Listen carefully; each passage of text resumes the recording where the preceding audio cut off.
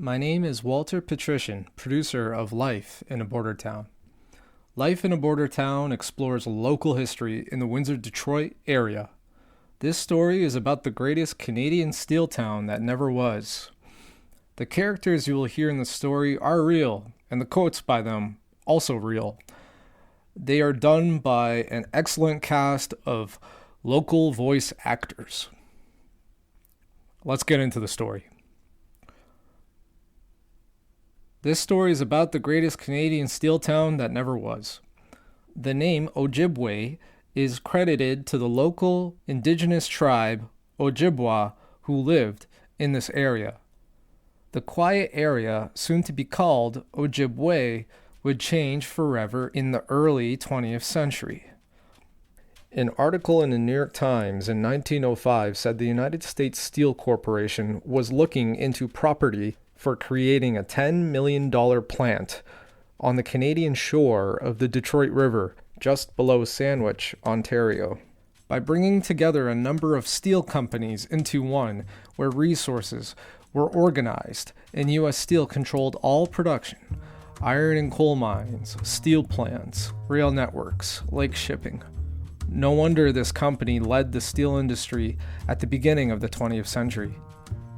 To replace the aging mills in the Midwest, U.S. Steel built a modern mill complex at a northwest Indiana site. They named it Gary after Elbert Gary, board chairman of U.S. Steel. Gary Works became one of the industrial wonders of the world. There was a tale of two cities at Gary, the planned and the unplanned one with strict regulation for building and the other unregulated. Albert Gary announced in New York City on New Year's Eve 1912 U.S. Steel would establish a city called Ojibway in Canada. In his words, "We have decided to establish a manufacturing plant at the site which we secured some years ago at Sandwich, Canada, opposite Detroit. In the near future, we shall commence the construction of some blast furnaces and mills. We shall probably build a wire mill, rail mill, structural mill, bar mill, and perhaps some other mills. I suppose the first cost will be in the neighborhood of $20 million. A year later, property in Ojibway was quietly bought up by U.S. Steel. Detroit tobacco businessman Daniel Scotton's property was going to be the center of the development. And then the construction started. Just kidding. In 1913, news broke in the border cities of Windsor, Sandwich, Walkerville, and Ford City. Ojibway would be a manufacturing town with blazing blast furnaces, roaring mills, noisy traffic, with streets filled with thousands of employees' homes. The Gary, Indiana of Canada. The post office that existed in Ojibway dating back to 1897 spelled its name Ojibwa, but the Y was added, being considered more authoritative by the people who created the town. American speculators bought hundreds of lots in Ojibway. They thought the value of land would grow big time. A lot of these buyers were from Gary, also real estate buyers from Detroit and some from across the border cities. A Chicago banker bought Ojibway vacant property worth $11,000 at that time. Out with the old, in with the new. The river road that served the farm communities for centuries in Ojibway was closed for the new steel city, and the road was diverted. The farmers in the Ojibway area did protest this change, but it was too late. Fate had other plans.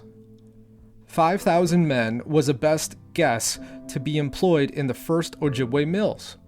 How many people would live in this city? 20,000 people, according to the real estate salesman Healy Page Chappis. Their goal was to convince potential buyers to purchase Ojibway lots. Another seller of Ojibway lots was Jules Robinet. Jules came from an old French family of winemakers.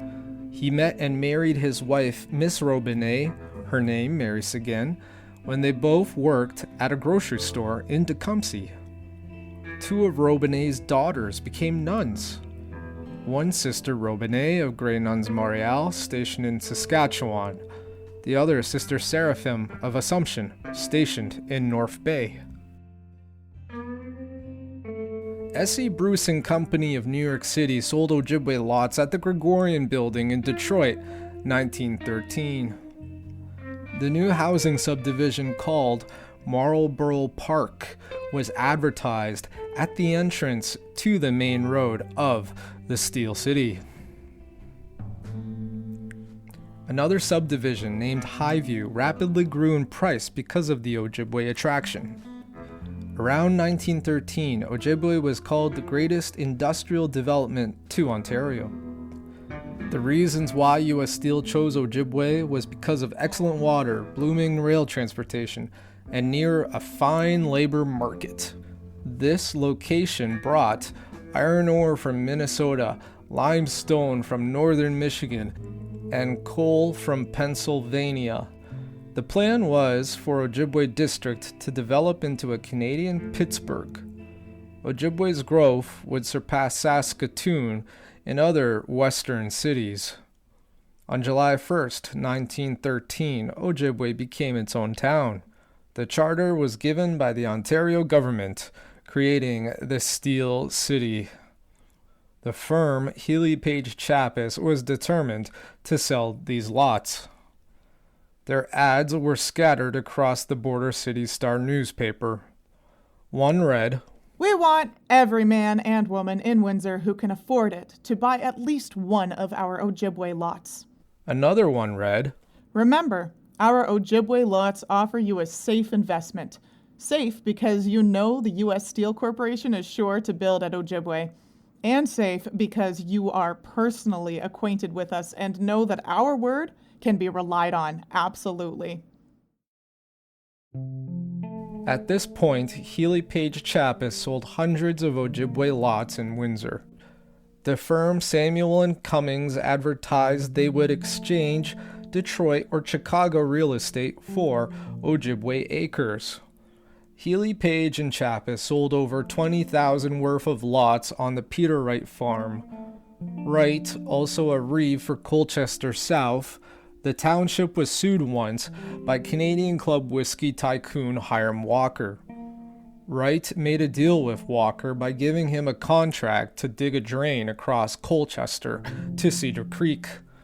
Walker sued because the Richmond drain caused damage to his property. Remember when I said it took a couple of years for construction to happen? U.S. Steel was losing trust with those who invested in the Ojibway dream. U.S. Steel responded to their problem with letting the public know, "We have not abandoned our plans to erect a steel plant at Ojibway." Meanwhile, Canadian Steel leased 400 acres of land for farmers to crop vegetables. Radishes bloomed under the care of French Canadians of Petite Côte on the future Ojibway site. Thousands of lots were already sold in the subdivision next to the Canadian Steel property.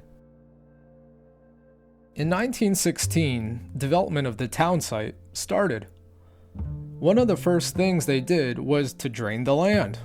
It wasn't cheap. The town wasn't large enough, population-wise, to elect a council.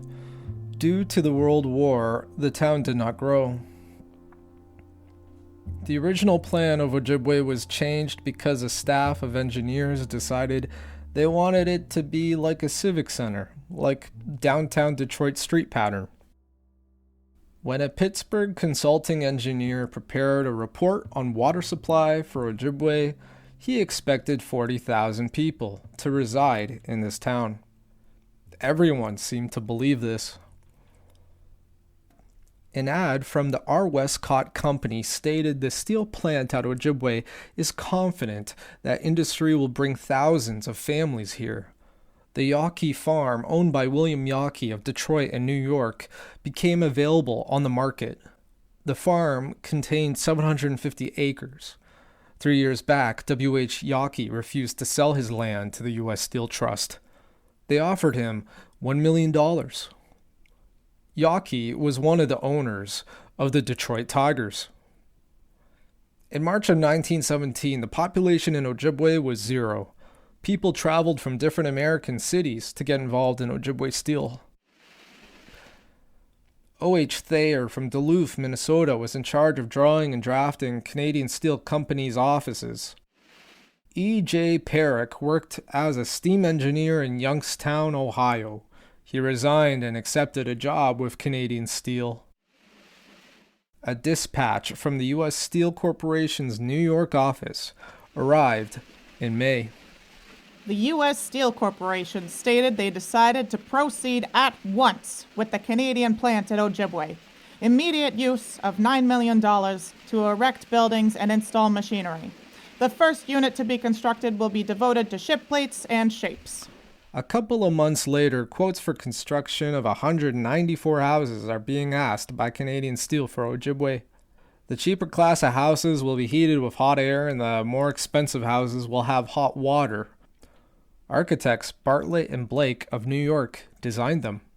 Meanwhile, Thomas Adams, a town planning advisor, wrote about the growth of Ojibway. He said, "These movements of the Steel Corporation from part of the modern tendency of manufacturers and population to disperse over wider areas. Unfortunately, it is accompanied by speculation of the worst kind on the areas immediately adjacent to the town sites acquired by these corporations. The absence of proper regulations over the suburban monstrosities of new industrial towns leads to disorderly and unhealthy development.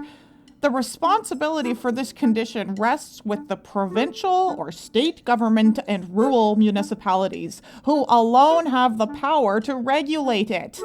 Unfortunately, nothing has been done, and unbridled speculation in subdivisions has been proceeding all round Ojibway." In early 1918, Ojibway was growing so fast, the town installed a separate water system. They could not wait for a joint water supply from the border cities. In the fall, Ojibway was described as a paper town by Windsor City Councilor Archie Hooper. He said, "It looks nice on paper, but has a population of probably between 1 to 200 people." A leader of the local machinists in Windsor, Hooper blamed capitalists for all the destruction in the world since his members were at risk of cutting wages by their bosses at the time. In 1921, already $7 to $8 million was spent by U.S. Steel for the plant. Equipment, docks, blast furnaces. It's still considered a start. 1922 rolls by. 23, 24, 25. Is the plant finally done yet? In August 1926, Liberal candidate of Essex West, John Rod, at the opening of his campaign in Sandwich said, "I say it here so the officials of the steel plant may know. If I happen to be your representative, I am going to oppose any further extension of time to those people. They must either play ball or get off the diamond. It is 12 years now since they first undertook the development of that property." Then Crown Attorney John Rod asked for military support to come to Windsor in 1919. Striking steel car workers wanted to be paid the same as their Detroit colleagues. Lies were spread the strikers were part of a Bolsheviki movement. Development in Ojibway started again in 1927. Blast furnaces were built. The plant first produced wire, then tinplate. The top boss addressed the public. Albert Gary said, "Gentlemen, Mr. Purley has referred to me your inquiry concerning the activities of our corporation at Ojibway. I can only say at this time that we purchased the Ojibway property with the intent of establishing a good plant there, and we have not abandoned our purpose, though one circumstance or another has delayed our work. What will be the final result I cannot now tell you, much to my regret. With kind regards, I am sincerely yours, E.H. Gary." The president of U.S. Steel told press in Detroit shortly after Gary's statement, "I think Ojibway will speak for itself before long."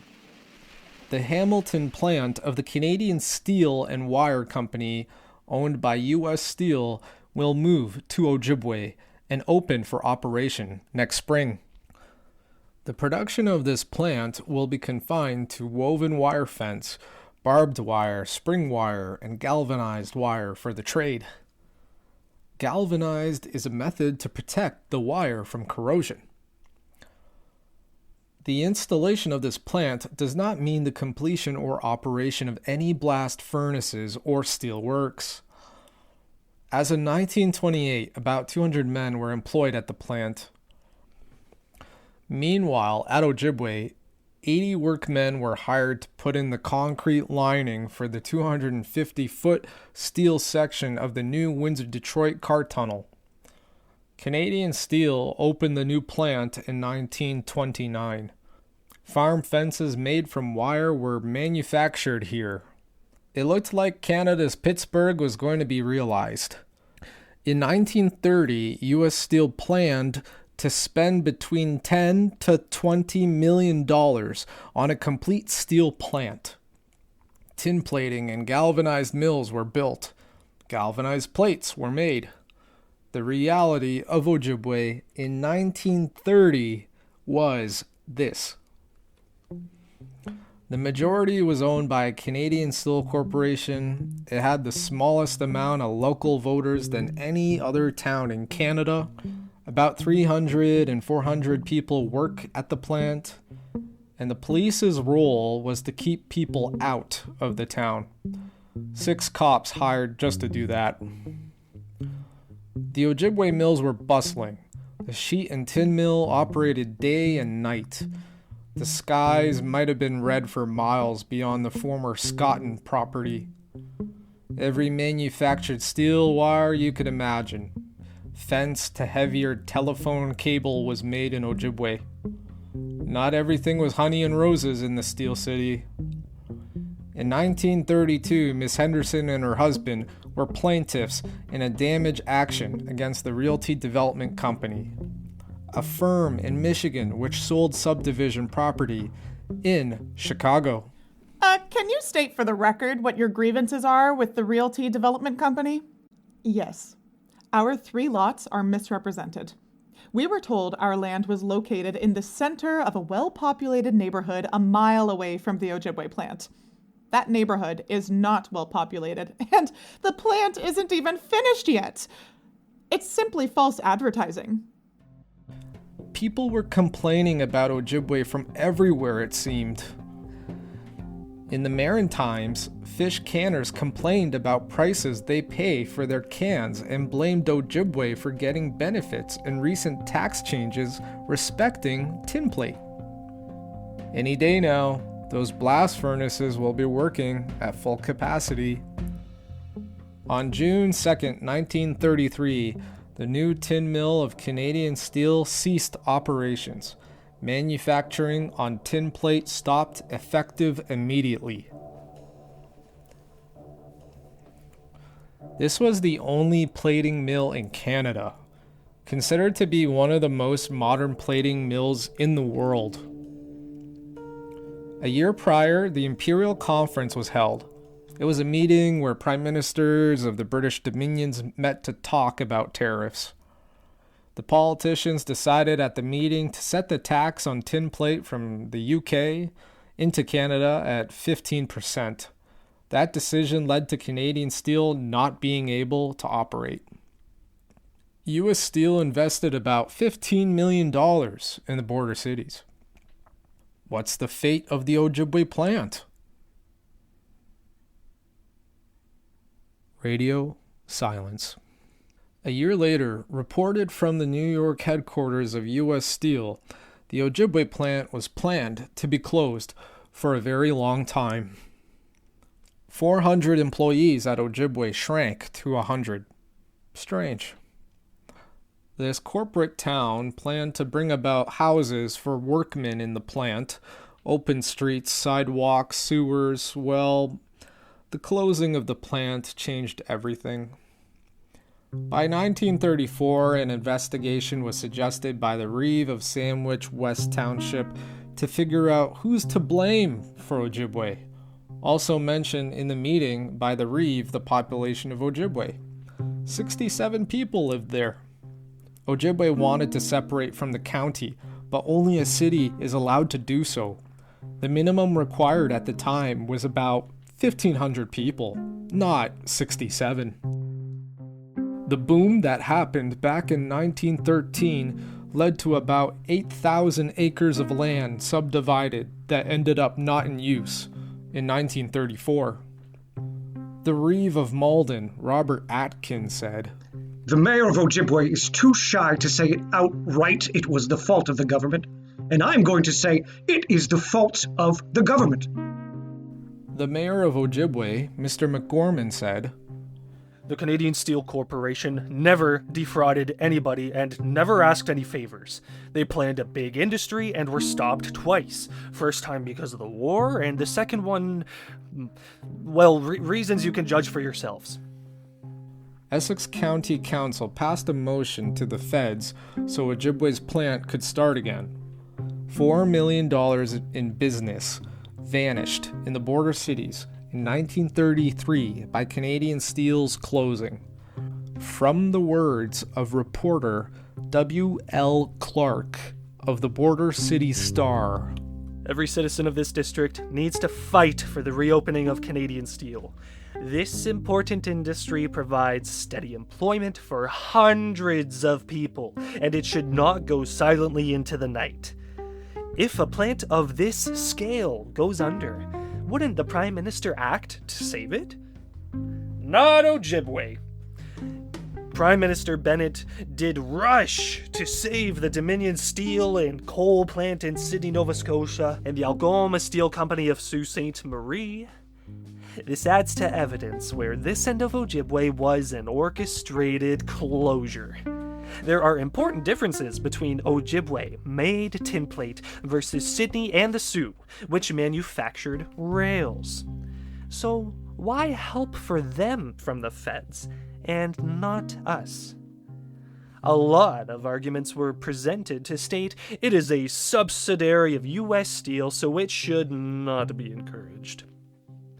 Well, if that's the case, then Ford, Chrysler, General Motors, and other plants should be closed then too. How silly. The summer of 1934 rolls around. Election time. The Ojibway plant became an attack used by non-conservatives aiming to get elected in Ontario's government. Mayor Windsor, David Kroll, ran the Liberal ticket for Windsor-Walkerville. His catchphrase? The border cities first, in Mayor Kroll's words. At the steel plant in Ojibway, in spite of the hard times, there were 400 men and women employed at reasonable wages. We were given a post office here to make labor. We were hit harder than any other part of Canada. We needed every place for work we could get. The Conservative government closed it down as a sacrifice to Hamilton and Nova Scotia. They did not invite the executives of the steel plant to sit in on the conferences, which resulted in forcing it to close. I am going to do my best to force them to let that plant reopen. I will shout it from every platform and from the housetops. Mayor Kroll pointed out that when the pre-imperial conference talks happened in Canada, Ojibway Steel Company was not invited to sit with the other invited Canadian steel companies. For the Windsor sandwich ticket, Conservative John Chick, he said, I am going to see the Prime Minister Bennett within the next few days. I am sure Mr. Bennett will give me a sympathetic hearing. He will do what he can to get the tinplate mill operating again. It looks like history is repeating itself. Prime Minister Bennett said this in 1930. I read in the paper the day before yesterday the great U.S. Steel Corporation would probably open a mill at Ojibway across the river from Detroit. How splendid a prospect. But I want to ask the government what they have been doing the last 9 years that they did not do it in 1922. At this point, Liberals were in charge with William Lyon Mackenzie King being Prime Minister. When the tin plate mill shut down, the fence plant wire mill, and sheet galvanizing plant also had to shut down in 1933. These facilities could not run independently of the tin plate mill since the overhead was shared by all three. The communist candidate running for Windsor-Walkerville was Thomas Ray Kraft. He talked about inhumane work conditions at Ojibway to about 300 people in Lansbury Park. As an East Windsor councillor, he was not afraid to be identified as communist. He said he was always in the fight and the struggle for the worker. He shouted to the crowd, "They come out with a ballyhoo about Ojibway, where the most they employ was 400 men. Did any of you work in that hellhole? They brought in plates, dipped them in acid, and men went away from there crazy, they thought. They had a nervous breakdown caused by the acid eating into their systems." As Canadian Steel wrestled with its existence, it acted more and more like a town. The company had its own firefighters, and they battled and got control of an Essex County forest fire in the summer of 1934. Essex County Council reflected on the spectacle of Ojibway that is, and the Ojibway that was to be. 1935. Reeve Tony Marintet asked Essex Council to petition the Ontario government to have Ojibway's charter cancelled. He said, "The legislation was approved in 1913, where it was promised Ojibway would become a second Gary, Indiana. 15 years later, Ojibway is deader than when it first incorporated." Mr. Marintet said Ojibway never fulfilled its promises and the lands should be given back to Sandwich West. The mayor of Ojibway defended the town.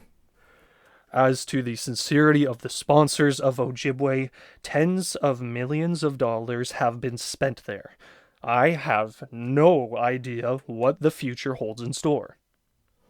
Reeve Marintet again said, "Ojibway has been nothing but a political football for the past 18 years.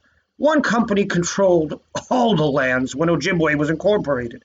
The province was told there would be extensive steel and ironworks, a large population brought into work, sewers, pavements put into care for the population increase.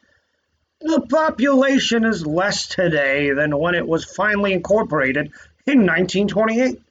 Even during the last 15 years, whenever there was an election, promises of Ojibway were made about this town being developed. The upcoming election, I have no doubt, will again listen to promises from politicians that Ojibway will fulfill its destiny. There has never been sincerity on the part of the owners of the property." The political attacks continued. In 1935, Essex East Liberal contender Dr. Gardner said, "Take the Ojibway steel plant where 700 men were employed. Now there is only one person down there answering the telephone and saying the plant is closed." Liberal candidate for Essex West, Walter Atkins, said, "The present administration have to be held responsible for closing the steel plant at Ojibway." It's personal for Atkin. He worked at Canadian Steel for 18 years. "I was employed there and lost my position as the result of this government's actions." In 1936, a Crown game preserve was created. It included nearly all property owned by Canadian Steel. Hunting and trapping now became illegal in this area. A year later, Montreal's Dominion Steel and Coal Company purchased Canadian Steel to kickstart new life in the steel plant. How many people worked at Ojibway now? A decade later, 1945, 100 employees of Canadian Steel was part of the 20,000 worker strike by 26 plants of Local 195 in support of the strike at the Ford Motor Company of Canada. We got more labor unions now than you can shake a stick at. By 1952, talks began to add Ojibway to Windsor. Ojibway escaped paying their fair share of taxes. The following took place at an Ontario Municipal Board meeting. The first witness to testify was Mr. Winterburn. Mr. Winterburn, Clerk Treasurer of Ojibway, can you state for the record how many people reside in this town?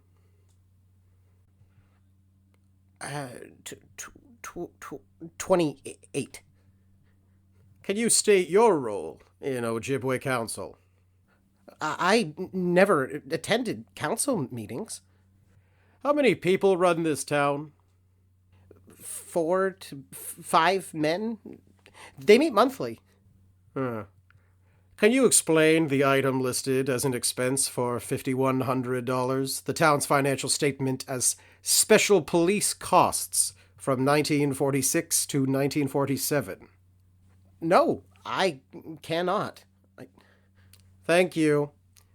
I now call Fire Chief Brush to the stand. Chief Brush, how many people live in this town? 26 people live in 7 houses spread over 1,600 acres of land. And how many constables? 9. What was your main role as fire chief? Mainly, I put out fires. Thank you. I now call Mayor McGorman of Ojibway to the stand. Mr. Mayor, are there elections in Ojibway? There are no elections. The council was first appointed by provincial government. When a member retires, council appoints another in his place. Mr. Mayor, who owns the town of Ojibway? Nearly the entire town is owned by the Canadian Steel Corporation. Mr. Mayor, can you tell me where Ojibway's water comes from? Where are Ojibway's children educated? What are the plans for Ojibway's future? Sure. The town water comes from Windsor. Town children are educated in Windsor and Sandwich West schools, and we want to develop heavy industries. Our town is able to develop by itself. Ultimately, our intent is to join Windsor. Just not now. Thank you very much, Mr. Mayor. 1 year later, under a sense of urgency, Mayor of Windsor, Arthur Reaume, said Ojibway must be amalgamated. In his words, We must absorb Ojibway because Windsor is bursting at the seams. It needs more room for residential, industrial, and commercial expansion. It is impossible to find space to develop in Windsor. The future of this town lies in Windsor, so City Council should take immediate steps to annex Ojibway. the Gary, Indiana of Canada was never realized. However, what came from Ojibway made some of the most important offerings to Windsor's industrial output. The Canadian government got the Canadian Bridge Engineering Company to turn out steel barges for the Royal Canadian Army. The company built and launched dozens of tugs and were used as Navy operations working out of Halifax and other eastern Canadian ports. The ships were built at the Ojibway yards, using dock facilities built by Canadian Steel. 1956, the Canadian Salt Company bought the property from Dominion Steel and Coal, which bought out Canadian Steel. About 1,900 acres of land was put on sale by the Salt Company.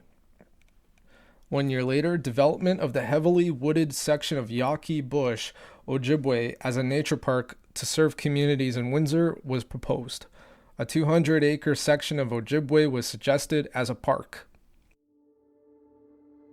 Journalist Jack Kent wrote about the demolition of the blast furnaces in 1958.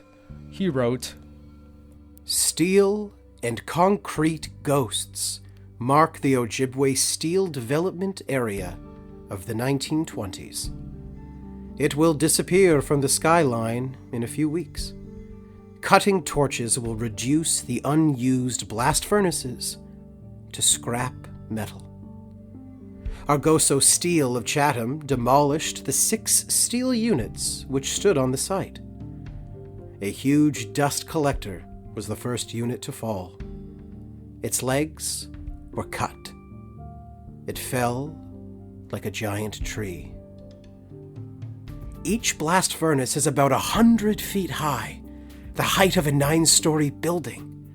The furnaces were built in 1920, but never fired. These towering things have been a ghostly shadow of an era which almost came to Windsor. The disappearances of these silent units will remove forever from this scene a reminder of the development that started but never came into being. A memory which never was. By 1960, Canadian Steel left Windsor. 1 year later, Ojibway Park became official. This area was used as a park for several years since the city took over the land from Morton Salt Company in exchange for salt rights. The city received title to the land from Ojibway Development Limited, a Morton Salt Company. In 1966, Ojibway was annexed to become part of the city of Windsor. The population of 33,000 never happened. According to the 2016 City of Windsor census, the total population in Ojibway is 15 people for a land area of almost 4,000 square kilometers. As of 2021, ongoing talks are progressing for Ojibway to create a national urban park. Further protecting Ojibway Park, Spring Garden Area of Natural and Scientific Interest, Black Oak Heritage Park, Tallgrass Prairie Heritage Park, and the Ojibway Prairie Provincial Nature Reserve. Looking around, Ojibway really is a tale of two cities, one of nature and one of industry. If Gary's Ojibway existed, the parks in this area would have never existed. That's what I mean by unplanned. Gary never planned these forested areas back in the early 1900s. Even though Canadians still moved out, there's plenty of planned industrial sites in Ojibway, such as Brighton Beach Power, Dainty Rice, and the Windsor Salt Mine. Thousands of homes did not grow here. What grew on the former Canadian steel lands were trees, hundreds, some as tall as the blast furnaces. In the fall, they bloom in red, orange, and yellow. The streets named Page, Robinet, Youngstown, and Gary were planned in Ojibway, but weren't built. Some of the trees that grew here, their names are cottonwood, red ash, and silver maple. There are also thousands of other species that exist at Ojibway. A lot was lost, and a lot was gained. May this story serve as a reminder of how important the Ojibway nature lands are for our biodiversity, our environment, and having a space uninterrupted by urban development.